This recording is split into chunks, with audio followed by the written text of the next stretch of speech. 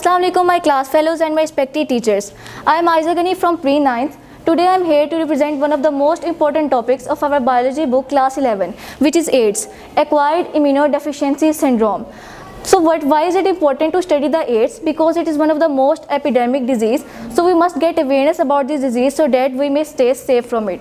तो एड्स क्या होता है? अगर हम एड्स की फुल फॉर्म देखें तो होती है एक्वायर्ड इम्यून डेफिशिएंसी सिंड्रोम।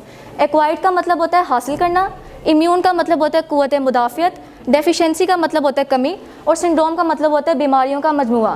तो अगर हम एड्स को सारा देखें तो इसका मतलब कुछ यूँ बनेगा कि किसी शख्स में बीमारियों का अटैक करना और उसकी वजह से उसके अंदर इम्यून पावर की कमी होना, यानी कि क़ुव्वत मुदाफ़ियत की कमी होना।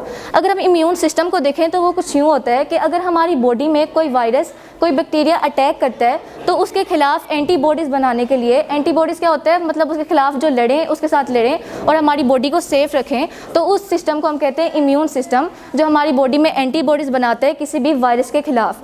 तो एक्वायर्ड इम्यूनोडेफिशिएंसी सिंड्रोम बहुत ही एपिडेमिक डिजीज़ है, तो हमें इसके बारे में पढ़ना चाहिए ताकि हम सबको पता हो और इसकी प्रिवेंटिव मेजर्स वगैरह हमें इसके बारे में सारा कुछ पता हो। तो अगर हम एड्स के हिस्टोरिकल बैकग्राउंड की बात करें तो हमें पता चलता है the AIDS was reported by some physicians in early 1980s in young males. कि एड्स सबसे पहले 1980 में डिस्कवर हुआ कि कुछ फिजिशियंस, कुछ डॉक्टर्स को पता चला कि एड्स भी कोई बीमारी एग्जिस्ट करती है 1980s में। तो जब 1980s में पता चला तो तब ये यंग मेल्स में हुई थी, तब फीमेल्स में ये नहीं हुई थी 1980s में, तब सिर्फ ये यंग मेल्स में हुई थी, मतलब नौजवान लड़कों में। और उन लड़कों में ये सिम्टम्स क्या थी, इसकी निशानियाँ क्या थी? वो थी सवेयर नमूनिया। मतलब नमूनिया में क्या होता है? कफ, फीवर, फ्लू एट्सेट्रा। नमूनिया यानी कि उनको खाली नमूनिया, सिर्फ सिंपल नमूनिया नहीं हुआ बल्कि उनको सख्त नमूनिया हुआ, शिद्दत का नमूनिया हुआ। और जब वो डॉक्टर्स के पास गए तो उन्होंने सिर्फ ये नहीं देखा कि उनको नमूनिया हुआ है, बल्कि उन्होंने ये भी देखा कि नमूनिया के साथ साथ उनकी इम्यून पावर में बहुत ज़्यादा कमी आ गई है। इसके अलावा अगर हम उनके सिम्टम्स की बात करें यंग मेल्स में, तो उनमें एक सिम्टम थी रेयर वेस्कुलर कैंसर।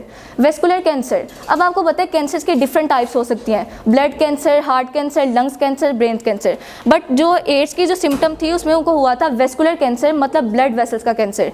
और नमूनिया और रेयर वेस्कुलर कैंसर के अलावा इसके एक और सिम्टम थी weight loss, sudden weight loss, कि एकदम से अचानक ही उनका वज़न घट गया, उनका वज़न लॉस हो गया उनके वेट का। तो ये भी एक सिम्टम थी और साथ साथ उनकी इम्यून पावर में बहुत ज़्यादा कमी आई थी, कि एड्स के तमाम सिम्टम्स के साथ साथ उनकी इम्यून पावर में कमी आई थी। और आखिर में हमारे पास है स्वोलन लिम्फ नोड्स।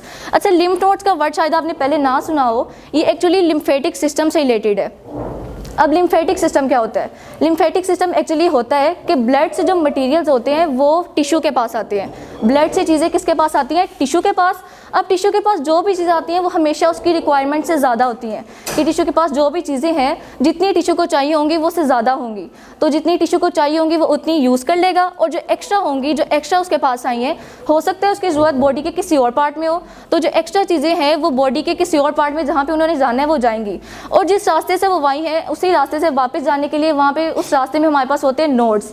नोड्स क्या होता है? नोड्स एक्चुअली फ़िल्टर होते हैं कि जिनसे वो मटेरियल फ़िल्टर करके जाए, क्योंकि हो सकता है कि जिस टिश्यू से वो आ रहे हैं वहाँ पे वो इन्फेक्टेड टिश्यू हो, तो अगर वो इन्फेक्टेड होगा तो फिर वो आगे जिस सेल में जाएंगे, जिस टिश्यू में जाएंगे वो भी इन्फेक्टेड हो जाएगा। तो इस वजह से वो नोड से फ़िल्टर करके वहाँ से जाते हैं, और जो मटीरियल, जो फ्लूइड वहाँ से जा रहा होता है ये एक्चुअली लिक्विड होता है, उसको हम कहते हैं लिम्फ। उस फ्लूइड को हम क्या कहते हैं? लिम्फ। तो इस वजह से लिम्फ नोड्स इसको कहा गया है कि जो उन फिल्टर्स में से पास करके जाता है। अब स्वोलन लिम्फ नोड्स का क्या मतलब हुआ कि लिम्फ नोड्स वहाँ पर स्वेल कर जाते हैं। अच्छा, अब लिम्फ नोड्स पाए कहाँ जाते हैं? ये एक्चुअली हमारी नेक में, हमारी आर्म पिट में, मतलब अंडर आर्म, और जहाँ पे जब ये स्वेल कर जाते हैं तो वहाँ पे एक पिंपल टाइप एक वहाँ से स्वेल हो जाते हैं। 1980 में इसके डिस्कवर होने के बाद 4 साल बाद 1984 में कि जब एड्स के ऊपर रिसर्चेस की गई, और वो रिसर्चेस किसने की थी? Pastor institute in France and national institute of health in USA।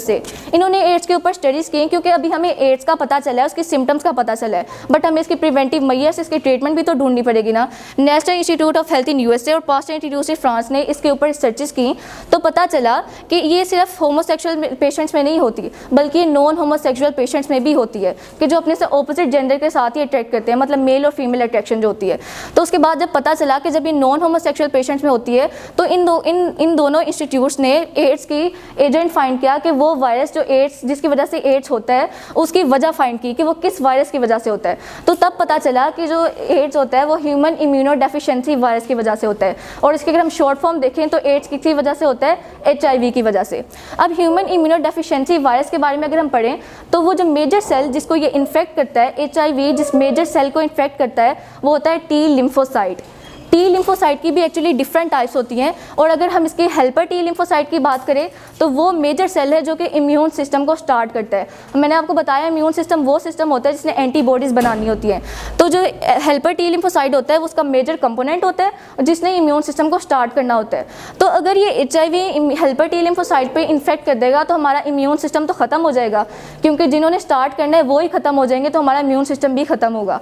तो जब आहिस्ता आहिस्ता वो इसको इन्फेक्ट करते रहते हैं, जब वक्त ज़्यादा होता है तो फिर decrease of helper T lymphocyte, कि जब T लिम्फोसाइट की तादाद में कमी आने लगती है इन सेल्स की, तो उसके साथ साथ हमारा इम्यून सिस्टम भी फेल होने लग जाता है, results in the failure of immune system.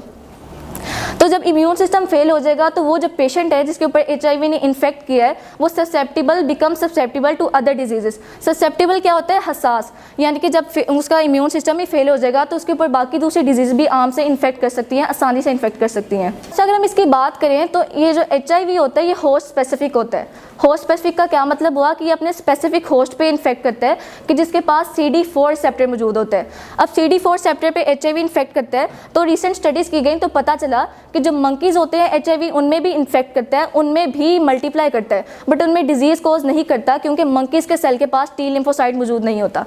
तो अगर हम इसके मोड ऑफ ट्रांसमिशन की बात करें कि HIV ट्रांसमिट कैसे होता है, तो HIV is transmitted by intimate sexual contact with blood.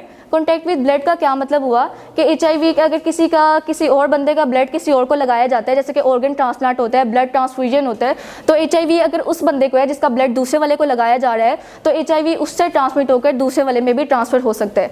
इसके अलावा ब्रेस्ट फीडिंग के जरिए भी HIV हो सकता है कि फ्रॉम मदर टू चाइल्ड। तो ये इसकी मोड ऑफ ट्रांसमिशन थी कि कैसे कैसे ट्रांसमिट हो सकता है। इसके अलावा अगर हम इसकी प्रिवेंटिव मेजर्स की बात करें कि हमने मोड ऑफ ट्रांसमिशन की बात तो कर ली, लेकिन प्रिवेंटिव मेजर्स की क्या बात है कि हम इससे बच कैसे सकते हैं, क्योंकि हमने पढ़ा है HIV बहुत नुकसानदेह होता है। तो प्रिवेंटिव मेजर्स के लिए आपके पास सबसे पहले है avoiding the direct contact with HIV is important major for preventing the disease, कि HIV से डायरेक्ट कॉन्टैक्ट कम किया जाए, उससे बचा जाए। इसका क्या मतलब हुआ, अगर किसी जगह पे HIV इन्फेक्टेड पर्सन है तो हमें चाहिए कि हम वहाँ जाने से गुरेज करें, वहाँ जाने से अवॉइड करें, क्योंकि साथ इंटरेक्शन की वजह से हो सकता है कि HIV हमारे अंदर भी ट्रांसमिट हो जाए।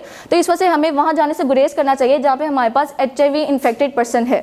इसके अलावा prevention of intravenous drugs with common syringes.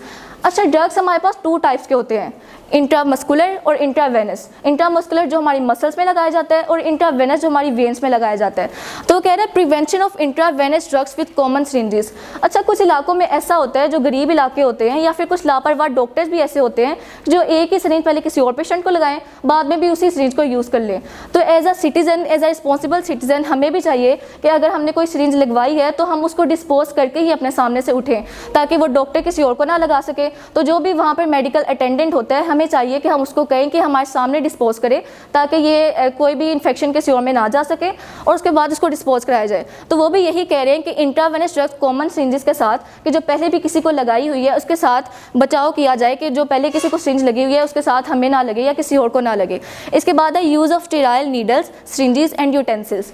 कि स्टेराइल का मतलब होता है पाक, यानी कि किसी भी जम से पाक। तो यही बात वो आगे कह रहा है कि हमें ऐसी सिरिंजेस या ऐसी नीडल्स, यूटेंसिल्स यूज़ करने चाहिए जो हर किस्म के जम से पाक हो, ताकि किसी और का इन्फेक्शन हमारे अंदर ट्रांसफ़र ना हो सके। और यूटेंसिल्स का मतलब जो मेडिकल यूटेंसिल्स होते हैं, डॉक्टर्स ऑपरेशन वगैरह में यूज़ करते हैं।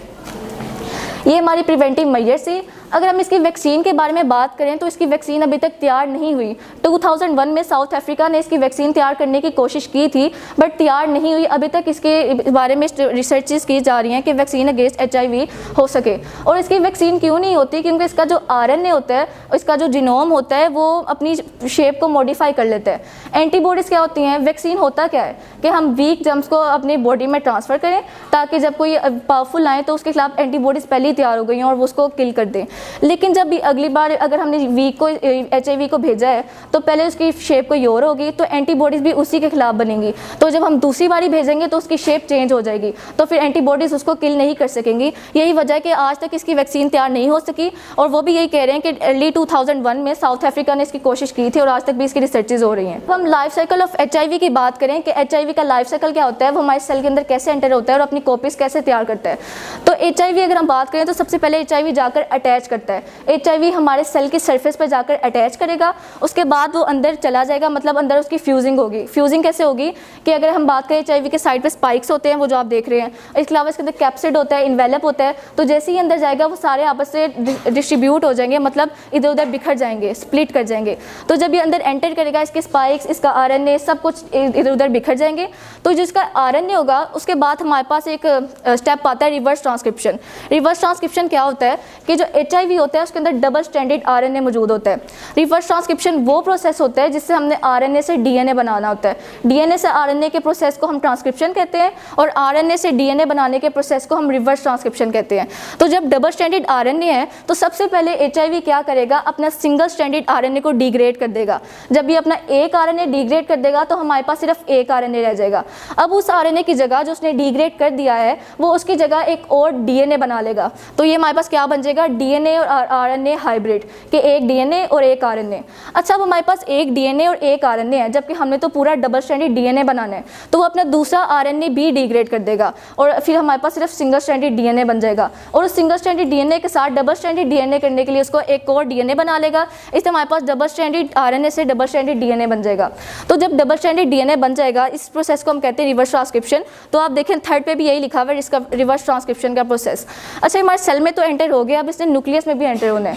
तो इंटीग्रेशन का मतलब यही है कि इंटीग्रेट करना, कि वो न्यूक्लियस में अब इंटीग्रेट करेगा उसका जो DNA है, क्योंकि हमने RNA से DNA बना लिया है। अब आपको पता है कि हमारे न्यूक्लियस में भी उसका DNA मौजूद होता है, तो इसे HIV का DNA हमारे न्यूक्लियस के DNA के साथ जाकर अटैच कर जाएगा और दोनों आपस में अटैच हो जाएंगे। अब ट्रांसक्रिप्शन का प्रोसेस होगा कि वो दोनों तो आपस में अटैच हो गए हैं, HIV और न्यूक्लियस का DNA। ट्रांसक्रिप्शन का प्रोसेस कैसे होगा कि RNA से DNA के बनने को हम कहते हैं रिवर्स ट्रांसक्रिप्शन, और फिर DNA से RNA के बनने को हम कहेंगे ट्रांसक्रिप्शन।